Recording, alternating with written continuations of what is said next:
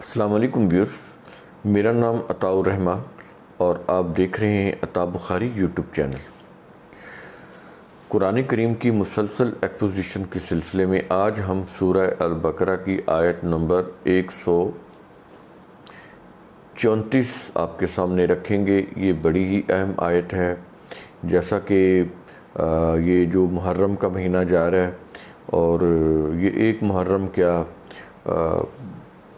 پورا سال اسی طرح سے ہم انہی چکروں میں پڑے ہوئے ہیں کہ وہ جو پہلے لوگ تھے، آج سے 1300 سال پہلے جنگ کیسی ہوئی تھی، کون حق پر تھا کون باطل پر تھا، اور وہ کربلا کیسے ہوئی تھی، اور یہ جمل کیسے ہوئی تھی، صفین کیسے ہوئی تھی، ان کی لڑائی کیسے ہوئی تھی، کیا اس کا انجام ہوا تھا، یہ انہی چکروں میں پڑے ہوئے ہیں۔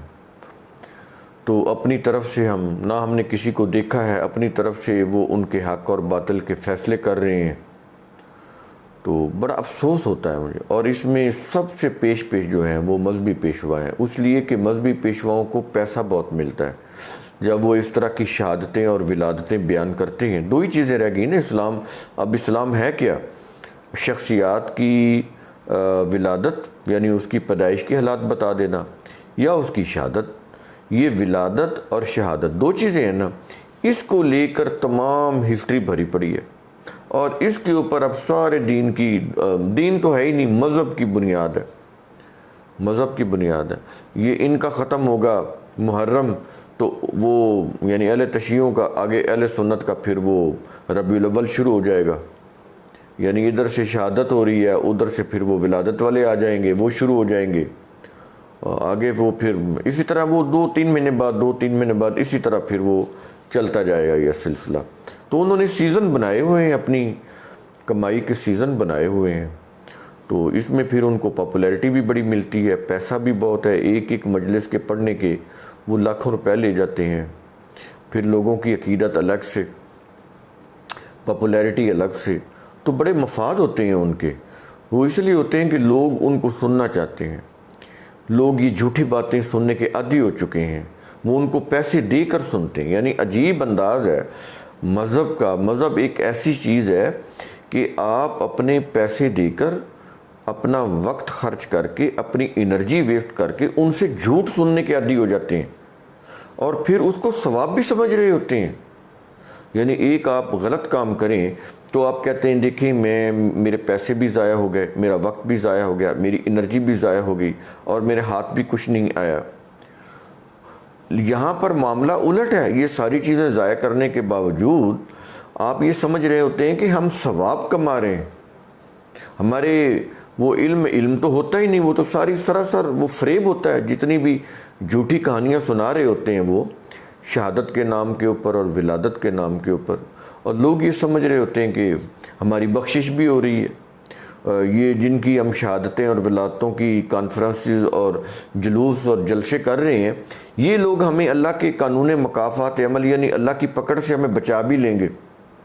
ہم جہنم میں جانے لگیں گے تو یہ اللہ کے قانون کو بھی بے بس کر دیں گے، اور وہ ہمیں چھڑا کے تو جنت میں لے آئیں گے۔ کچھ اس قسم کا ہے ان کا۔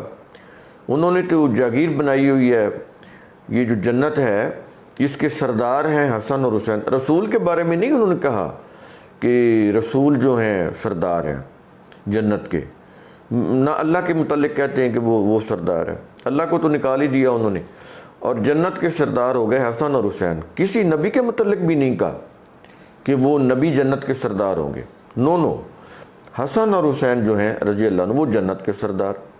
اور عورتوں میں انبیاء کی ازواج جنت کی سردار نہیں ہوں گی، صرف فاطمہ رضی اللہ عنہ جو علی رضی اللہ عنہ کی بیوی ہیں وہ جنت کی سردار ہوں گی، باقی نبی کی کوئی بیٹی سردار نہیں ہوگی۔ یعنی اپنی طرف سے انہوں نے پرسنالٹیز کو اسپیسیفک کیا، اور پھر جنت کو ان کی جاگیر بنایا، اور اس جنت کے اندر سرداری نظام قائم کیا۔ یعنی یہ جو قرآن تھا اس نے دنیا کے اندر سرداری نظام ختم کرنا تھا، انہوں نے جنت کے اندر بھی سرداری نظام قائم کر دیا۔ اور جن کا تزکیہ نفس نبی کریم صلی اللہ علیہ وسلم نے کیا، علی رضی اللہ عنہ کا تزکیہ نفس بھی تو قرآن کی روح سے نبی کریم صلی اللہ علیہ وسلم نے کیا تھا، انہوں نے انہی علی رضی اللہ عنہ کو وہ کہہ دیا کہ وہ نبی نے کہا ہے کہ میرے بعد تو مولا ہے، یعنی اللہ کہہ رہا ہے کہ میں تمہارا مولا ہوں، انبیاء کو کہہ رہا ہے وہ انبیاء کے ذریعے سے تمام انسانیت کو کہہ رہا ہے کہ میں تمام انسانیت کا مولا صرف میں ہوں۔ انما ولیکم اللہ کے الفاظ ہیں، انما ولیکم اللہ، بل اللہ مولاکم کے الفاظ ہیں، کہتا ہے تمہارا مولا صرف اللہ ہے۔ انہوں نے قرآن کی اس آیت کی ضد میں اس کے خلاف روایتیں وضع کی، اور وہ نبی کریم صلی اللہ علیہ وسلم سے منسوب کر، اپنی طرف سے بھی نہیں کہ جھوٹ ہو اور اپنی طرف سے منسوب کیا ہو، بلکہ کہا کہ نبی نے کہا ہے کہ جن کا میں مولا ہوں ان کا مولا علی ہے، میرے بعد علی تمہارے مولا ہیں۔ یعنی اللہ نبی سے کہہ رہا ہے کہ میں تمہارا مولا ہوں، میرے سوا تمہارا نہ کوئی مولا ہے نہ کوئی نصیر ہے، مولا بھی میں ہوں، نصیر یعنی مددگار بھی میں ہوں۔ تو انہوں نے قرآن کی اس آیت کی ضد میں اس کے بالکل خلاف نبی کریم صلی اللہ علیہ وسلم کو مولا بنایا۔ اب نبی کریم صلی اللہ علیہ وسلم کو تو مولا کوئی بھی نہیں مانتا، لیکن علی رضی اللہ عنہ کو مولا اہل سنت بھی مان رہے ہیں، اہل تشیع بھی مان رہے ہیں۔ کیوں؟ کہ ان کی سیاستہ کی روایت میں جو آ گیا، اور وہ روایت تو پھر قرآن سے بھی اوپر ہو گئی۔ دیکھا یہ کس طرح سے قرآن سے اوپر لے کے جاتے ہیں۔ ان کے نزدیک بھی، اہل تشیعوں کے نزدیک بھی، وہ یہ کہتے ہیں کہ ہمارے یہ جو 12 ائمہ ہیں، علی رضی اللہ عنہ، حسن رضی اللہ عنہ، حسین رضی اللہ عنہ، اور آگے وہ امام مہدی، ان کے 12 امام، وہ کہتے ہیں ہمارے 12 ائمہ کا درجہ انبیاء سے بلند ہے۔ اور اس کی عملی جو ثبوت ہے وہ یہ ہے کہ انہوں نے کہا کہ حسن اور حسین جنت کے نوجوانوں کے سردار ہیں۔ اندازہ لگا رہے ہیں آپ، اور وہ بھی روایت جو ہے وہ بخاری میں ہے، ان کی کتابوں میں تو ہے ہی، لیکن یہ جو اہل سنت اپنے آپ کو کہتے ہیں ان کی کتاب کے اندر ہے، جس کے متعلق وہ کہتے ہیں قرآن کے بعد سب سے صحیح ترین کتاب ہے۔ یہ بھی جھوٹ بولتے ہیں، یہ بھی منافقت سے کام لیتے ہیں۔ اصل میں وہ قرآن سے اوپر رکھتے ہیں بخاری کو، مسلم کو، کیونکہ ان کے نزدیک یہ ہے کہ قرآن جو ہے وہ مشکل ہے، مبہم ہے، غیر واضح ہے، اپنی بات کو مکمل نہیں کرتا، وہ ان روایتوں کے بغیر سمجھ نہیں آتا۔ تو پھر اصل چیز تو یہ روایتیں ہوگی نا، تو یہ روایتیں اوپر ہیں۔ ان کا جو بھی پورا ڈھانچہ آپ مذہب کا دیکھ لیں، آپ کو یہ چیزیں ثبوت کے ساتھ مل جائیں گی، تھوڑا سا غور کرنے کی بات۔ تو اب ہم آتے ہیں اس آیت کی طرف۔ یہ چیزیں تھوڑی سی میں تمہیداً ضروری تھیں بتانی، اگر یہ نہ بتائیں تو پھر بات سمجھ بھی نہیں آئے گی۔ اب دیکھیں قرآن کیا کہتا ہے، کہتا ہے اب یہ ہسٹری کو سامنے رکھیں، جو ہسٹری بتا رہی ہے کربلا یوں ہوا، ایسے شہادت ہوئی، قرآن میں کسی مرے ہوئے کے لیے شہید کا لفظ استعمال نہیں ہوا۔ سب سے پہلے تو وہ یہ جھوٹ بولتے ہیں کہ مرے ہوئے کو شہید بولتے ہیں، اور قرآن یہ کہتا ہے کہ واللہ علی کل شیء شہید، اللہ ہر چیز کے اوپر شہید ہے۔ کیا مطلب؟ کہ اللہ ہر چیز کے اوپر نظر رکھے ہوئے ہے۔ شہید کا معنی آئی وٹنس ہوتا ہے، نگہبان ہوتا ہے، جس کی نظر ہو ان چیزوں کے اوپر، جو دیکھ رہا ہو۔ تو شہید کا تو یہ معنی ہے۔ اگر شہید مرے ہوئے کے لیے استعمال ہوتا ہو لفظ، تو پھر یہ اللہ کے متعلق آپ کیا کہیں گے کہ جو اپنے آپ کو شہید کہہ رہا ہے؟ تو کیا اللہ کے متعلق یہ کہیں گے آپ کہ وہ مرا ہوا ہے؟ نعوذ باللہ۔ مرے ہوئے کے لیے قرآن میں کہیں بھی شہید کا لفظ استعمال نہیں ہوا۔ انہوں نے مرے ہوئے کے لیے شہید کا لفظ استعمال کیا، اور آگے وہ پھر ان کی داستانیں وضع کی، ان کی شہادت کی داستانیں، مذہبی داستانیں انہوں نے وضع کی، اور پوری امت کو ایک دوسرے کے خلاف لڑا دیا۔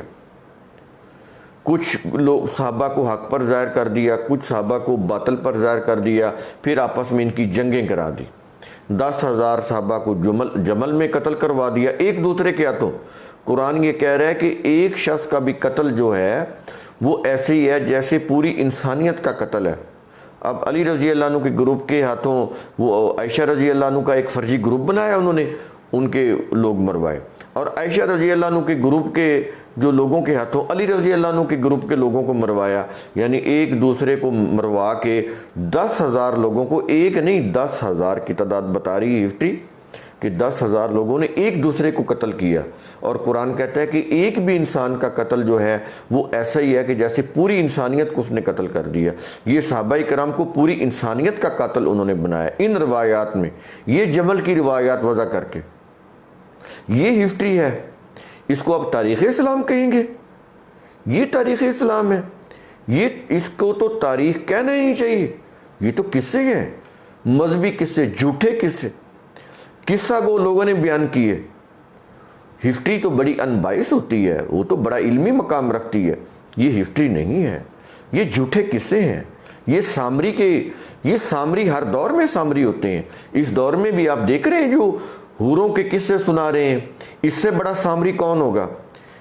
میں نے اس کی ایک سپیچ سنی جو مجھے سننی پڑی مجبوراً، کہ جہاں پر میں کھڑا تھا وہاں پر چوک میں انہوں نے بلند آواز سے رات کے وقت، وہ ایک ریڑھی والے نے وہ لگائی ہوئی تھی، وہ شہادت حسین کے اوپر اس حوروں والی سرکار کی وہ جو ویڈیو تھی، اس کے اندر اس قدر اس نے یوں کہہ لیں کہ میری زبان اجازت نہیں دیتی کہ جتنے اس نے جھوٹ بولے، جتنے اس نے اس کے اندر جھوٹی چیزیں بیان کی، اور کس طرح سے اس نے لوگوں کے اندر نفرت پیدا کی، یزیدیت اور حسینیت، نفرت پیدا کی. وہ تقریر سن لیں، اگر آپ کو کوئی علم نہ ہو تو آپ اٹھ کے لوگوں کو مارنا شروع کر دیں. اس قدر لوگوں کے اندر یہ مذہبی پیشوا نفرت بھر رہے ہیں، اور وہ سارا جھوٹ تھا. A to Z جتنی بھی اس نے باتیں کی سب جھوٹ پر مبنی تھی، اشتعال انگیزی تھی، جھوٹ تھا، مکاری تھی. اس کے پیچھے کیا تھا؟ اپنی مقبولیت، اپنی وہ شہرت، کہ یہ دیکھیں یہ کتنا حسین کو ماننے والا ہے. یعنی اس کی بیس جو تھی وہ یہ تھی کہ جتنا یزید کو ہم برا بنائیں گے، جتنا یزید کو برائی کا پہاڑ بنا کر پیش کریں گے، لوگ اتنی ہماری واہ واہ کریں گے، اتنا ہی ہمیں پسند کریں گے، اتنی ہماری شہرت ہوگی. اور یہ چیز بالکل صحیح ہے. پہلے تو انہوں نے یزید کو برائی کا پہاڑ بنایا روایات کے اندر، اور جنہوں نے برائی کا پہاڑ بنایا وہ یزید کے 300 سال کے بعد، جنہوں نے یزید کو دیکھا تک ہی نہیں، جھوٹی کہانیاں وضع کر کے اس کے ظلم کی، انہوں نے وہ قصے بنا دیے. اور یہ مولوی حضرات اپنی ڈگڈگی بجا رہے ہیں صرف تاکہ عوام کے اندر ہماری پذیرائی ہو جائے، ہماری مقبولیت بڑھ جائے، اور پھر اوپر سے یہ کہہ رہے ہیں کہ ہم بڑا اچھا کام کر رہے ہیں، ہم تو محبت بانٹ رہے ہیں. کیا محبت بانٹ رہے ہیں آپ؟ لوگوں کے اندر آپ نفرت کا بیج بو رہے ہیں، اور آپ کہتے ہیں کہ محبت پھیلا رہے ہیں. آپ نفرت اور دشمنی پھیلا رہے ہیں. ایسی بات نہیں کہ سارے لوگ ہی یزید کو برا سمجھتے ہیں، بالکل نہیں. یہ علیحدہ بات ہے کہ ڈومیننٹ وہی لوگ ہیں جو یزید کو برا کہہ رہے ہیں. کس کی روح سے؟ ہسٹری کی روح سے، قرآن کی روح سے نہیں. اپنی خبر نہیں ہے. یہاں پر پانی اگر 2 دن بند ہو جائے تو قصور تو ان کے اپنے نظام کا یا ان کی اپنے واسع کا ہوگا، لیکن وہ یہ کہہ دیں گے کہ یزیدیت ہے. یعنی پانی بھی تم بند کرو تو یزید کو برا کہنے لگ جاؤ، ظلم تم کرو اور یزید کو برا کہنے لگ جاؤ. شرم کرنی چاہیے ان کو. اپنی برائی کے اندر یزید کے نام کو لے کر آتے ہیں، ان کو شرم نہیں آتی. میں اس لیے یہ بات کہہ رہا ہوں کہ یزید کے اوپر یہی ہسٹری کہہ رہی کہ تمام صحابہ نے بیعت کی ہے. یزید کی بیعت تمام صحابہ نے کی ہے. جس کو مرچیں لگتی ہیں 1000 بار لگیں. یہی ہسٹری بتا رہی ہے. جس ہسٹری نے یزید کو برائی کا پہاڑ بنا کر پیش کیا ہے، اسی ہسٹری کے اندر آ رہا ہے کہ نبی کریم صلی اللہ علیہ وسلم کے تربیت یافتہ صحابہ نے یزید کو امام بنایا ہے، یزید کو امامت سونپی ہے اور اس کی بیعت کی ہے. تو جس کی بیعت صحابہ کرام کریں، یہ اس کو شرابی کہیں اور زانی کہیں اور ظالم کہیں، اور ہم مان لیں؟ کیسے مان لیں ہم؟ تو ایک ہسٹری کی ایک بات کو آپ صحیح سمجھیں اور دوسری کو غلط سمجھیں، یہ کیسے ہو سکتا ہے؟ تو ہسٹری کی نہ ہم صحیح بات پہ جاتے ہیں نہ ہم غلط بات پہ جاتے ہیں. ہم قرآن کی روح سے بات کریں گے، اور وہ یہ ہے جو میں اب کرنے لگا ہوں. یہ تمہید بہت ضروری تھی. یہ سورہ البقرہ کی آیت نمبر 134 سنیں کیا کہہ رہا ہے. کہتا ہے تلک امۃ قد خلت، کہ تمہارے آنے سے پہلے جو بھی جماعتیں تھیں، جو بھی جماعت تھی وہ گزر گئی. وہ کوئی بھی ہو، ہم سے پہلے، اس طرح 1400 سال پہلے کی بھی. اس میں یزید بھی آ جائے گا، اس میں صدیق اکبر بھی آ جائیں گے، اس میں عمر رضی اللہ عنہ بھی آ جائیں گے، اس میں عثمان بھی آ جائیں گے، معاویہ بھی آ جائیں گے، سارے آ جائیں گے. بعد کے آنے والے بھی آ جائیں گے، سارے آ جائیں گے. کہتا ہے تلک امۃ قد خلت، یہ امت تھی جو گزر گئی. اور آگے کہہ رہا ہے کہ لہا ما کسبت، جو انہوں نے کیا وہ ان کی ذمہ داری ہے، اس کے جواب دہ وہ ہیں، تم نہیں. لہا ما کسبت، ان کے اعمال ان کے ساتھ ہیں، جو انہوں نے کیا وہ ان کے ساتھ. وَلَكُمْ مَا كَسَبْتُمْ, جو تم نے کمایا, جو تمہارے اعمال ہیں وہ اس کے تم ذمہ دار ہو. تم ان کے ذمہ دار نہیں ہو جو تم سے پہلے گزر گئے. تم اپنے عمل کے ذمہ دار ہو, وہ اپنے عمل کے ذمہ دار ہیں, اور تم نے تو ان کو دیکھا بھی نہیں. تم نے تو ان کی باتیں زبانی کلامی سنی ہے نا, ہم تو ہر چیز کو دیکھ رہے ہیں. یہ اللہ کہہ رہا ہے کہ جو انہوں نے کیا وہ ان کی ذمہ داری ہے, وہ اپنے ایک ایک عمل کا وہ خود جواب دہ ہیں, اس کی ذمہ دار ہیں. تم اپنے عمل اور اپنے نیت کے, اپنے عمل کے تم ذمہ دار ہو, جواب دہ ہو. اور آگے کہتا ہے وَلَا تُسْأَلُونَ عَمَّا كَانُوا يَعْمَلُونَ, کہ ہم تم سے نہیں پوچھیں گے, تم سے پوچھا ہی نہیں جائے گا کہ عَمَّا كَانُوا يَعْمَلُونَ, کہ تم سے پہلے لوگ کیا کرتے تھے. وہ حق پر تھے, وہ باطل پر تھے, وہ ظالم تھے یا وہ نرم دل تھے, تم سے نہیں پوچھا جائے گا. تو وہ کہتا ہے تم اپنی فکر کرو, تم اپنی فکر کرو کہ تم کیا کر رہے ہو. اور ان کی سارا فوکس کس چیز کے اوپر ہے؟ یزید نے وہ کر دیا, یزید نے وہ کر دیا, معاویہ نے یہ کیا, معاویہ نے وہ کیا. بھائی معاویہ رسول صلی اللہ علیہ وسلم کے صحابہ میں سے ہیں, جن کو قرآن خیرہ امت کہہ رہا ہے, جن کو قرآن صادقون کہہ رہا ہے, جن کو قرآن اولئک هم المفلحون کہہ رہا ہے, جن کو قرآن اولئک هم المؤمنون حقا کہہ رہا ہے.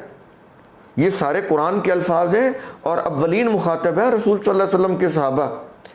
اور وہ صحابہ جب کسی کو حکمرانی سونپیں تو آپ اس کے متعلق اگر یہ بدگمانی پیدا کریں, اس کو شرابی, زانی اور ظالم فاجر کہنا شروع کر دیں گے, تو آپ اپنا ایمان خراب کریں گے. اور کیا کریں گے؟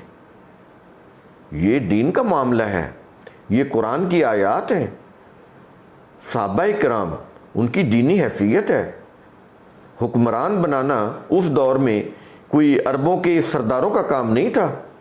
صدیق رضی اللہ عنہ کو کس نے حکمران بنایا تھا؟ صحابہ نے. عمر رضی اللہ تعالیٰ عنہ کو کس نے حکمران بنایا تھا؟ صحابہ نے. عثمان رضی اللہ عنہ کو کس نے حکمران بنایا تھا؟ صحابہ نے. معاویہ رضی اللہ عنہ کو حکومت کس نے سونپی تھی؟ صحابہ کرام نے. یزید کو حکومت کس نے سونپی تھی؟ صحابہ کرام نے. آپ کی دکان کا ایک منشی آپ کی مرضی کے بغیر وہ اس دکان میں کام نہیں کر سکتا, تو جو پورے صحابہ کرام کے دور میں مسلمان امت کا امام رہا ہو, جس کو انہوں نے مسلم دنیا کی امامت سونپی ہو, حکمرانی سونپی ہو, 64,65,000 مربع میل کے اوپر جس کو حکمران بنایا ہو, اس کے متعلق آپ جو چیز آئے, منہ میں جو جی آئے آپ کہتے چلے جائیں, آپ کو کوئی پوچھنے والا نہ ہو. یہ کیا طریقہ ہے؟ صحابہ کرام کی سلیکشن تھے, وہ ان کی طرف سے امامت سونپی گئی تھی. یہ امامت حکومت کو بولتے ہیں, مسجدوں کی امامت نہیں. انہوں نے تو مسجدوں کے مولویوں کو امام بنا دیا. تو جو قوم مسجدوں کو مولویوں کو امام بنا دے, ان کا تو پھر ان کی تباہی میں کیا شک رہ جائے گا. امامت حکومت ہوتی ہے, وہ حکومت صحابہ کرام نے یزید کو سونپی تھی. امیر معاویہ کو بھی, یزید کو, ان کو بھی حکمرانی سونپی صحابہ نے, اور یزید کو بھی. ہسٹری یہ بتا رہی ہے. اگر یہ چیز ہسٹری نے نہ بتائی ہوتی ہم نے ان کا دفاع نہیں کرنا تھا. جب یہ ہسٹری خود بتا رہی ہے کہ صحابہ کرام نے ان کو امامت سونپی ہے, تو پھر آپ اور میں کون ہوتے ہیں ان کے اوپر الزامات عائد کرنے والے؟ صحابہ کرام کے ایسے لوگ تھے کہ وہ ان برے لوگوں کو امامت سونپتے تھے, ان برے لوگوں کو. تو ایسی بات نہیں ہے. اور یہ بھی آپ کو میں بتا دوں کہ انہوں نے الزام صرف معاویہ اور یزید پر نہیں لگایا. ان کی کتابیں اٹھائیں, ان میں دیکھیں کہ انہوں نے صدیق رضی اللہ عنہ پر کتنے الزام عائد کیے ہیں. باغ فدق چھیننے کا الزام صدیق رضی اللہ عنہ پر نہیں لگایا. تو وہاں پر تو آپ بول پڑتے ہیں کہ صدیق رضی اللہ عنہ کے خلاف الزامات جھوٹے ہیں. تو انہوں نے عمر رضی اللہ عنہ کے اوپر الزام نہیں لگایا کہ انہوں نے فاطمہ رضی اللہ عنہ کے منہ کے اوپر تماچے مارے, اور علی رضی اللہ عنہ کی مشکیں باندھ کے جا کے صدیق رضی اللہ عنہ کی بیعت کروائی. یہ ان کی کتابوں میں کیا نہیں لکھا ہوا؟ ان کی بیسک کتابیں ہیں یہ. تو عمر رضی اللہ عنہ کے متعلق بھی آپ ان باتوں کی کوئی پرواہ نہیں کرتے. تو یہ کیا وجہ ہے کہ معاویہ رضی اللہ عنہ اور یزید کے متعلق وہ جو بھی بات کہتے ہیں ہم مانتے چلے جاتے ہیں, اور پھر کہتے ہیں ہم اہل سنت بھی ہیں؟ یہ تو کوئی طریقہ نہیں ہے. جن لوگوں نے معاویہ رضی اللہ عنہ کے خلاف یزید کے خلاف لکھا, انہوں نے اس سے کہیں زیادہ صدیق رضی اللہ عنہ کے خلاف بھی لکھا ہے, عمر رضی اللہ عنہ کے خلاف بھی لکھا ہے, اور عثمان رضی اللہ عنہ کے خلاف بھی لکھا ہے، اگر وہاں پر ان کا لکھا ان کے خلاف اس کی کسی حقیقت کو ہم تسلیم نہیں کرتے تو معاویہ اور یزید کے خلاف لکھے ہوئے کی حقیقت کو بھی ہم تسلیم نہیں کریں گے، اس لیے کہ یہ ان کے دشمنوں کا لکھا ہوا ہے۔ اس طرح انہوں نے امت میں تقسیم پیدا کر دی، اہل سنت اور اہل تشیعوں کی، اور لوگ لڑ رہے ہیں، گالیاں نکال رہے ہیں، بغض نکال رہے ہیں۔ اس سے کیا ہوگا؟ اپنا ایمان برباد کر رہے ہیں، اپنی سوسائٹی کا امن برباد کر رہے ہیں، اپنا سکون غارت کر رہے ہیں۔ آپ جب بغض پیدا کر رہے ہیں اپنے ہی مسلمانوں کے خلاف تو پھر سوسائٹی میں امن نہیں ہو سکتا، لا اینڈ آرڈر پیدا نہیں ہو سکتا۔ ہر سال محرم میں یہی کچھ ہوتا ہے، پورا ملک ریڈ الرٹ ہوتا ہے، ہائی الرٹ ہوتا ہے، جان مال عزت آبرو خطرے میں پڑی ہوتی ہے۔ کتنا اربوں روپے کا جو بجٹ ہے وہ اس کے اوپر صرف ہو جاتا ہے کہ محرم کا مہینہ کسی طرح سے امن کے ساتھ گزر جائے۔ پوری آپ کی جو لا فورسز ایجنسیز ہیں وہ ان کی نیندیں حرام ہوئی ہوتی ہیں۔ یہ کیا چیز ہے؟ اس ہسٹری کی روح سے یہ سب کچھ ہو رہا ہے۔ اس ہسٹری کے اندر یہ جو چیزیں ہیں جس کی طرف میں اشارہ کر رہا ہوں، اس وجہ سے یہ جو امن تباہ ہوا مسلمانوں کا، کہ انہوں نے لوگوں کو غلط عقائد دیے، جس کی وجہ سے مسلمانوں سے بغض رکھ رہا ہے، ایک دوسرے کو کاٹ رہے ہیں، ایک دوسرے سے لڑ رہے ہیں، ایک دوسرے کو برا کہہ رہے ہیں۔ وہ ان کو ناسبی کہہ رہے ہیں، یہ ان کو رافضی کہہ رہے ہیں، اور لڑے جا رہے ہیں۔ کس کی روح سے؟ ہسٹری کی روح سے۔ تو اس ہسٹری کے اوپر میں یوں کہتا ہوں کہ لعنت بھیجیں اس ہسٹری کے اوپر۔ یہ قرآن کریم کی یہ جو آیت ہے، اگر آپ اسی کے اوپر ہی آ جائیں تو دنیا میں امن ہو سکتا ہے۔ شکریہ۔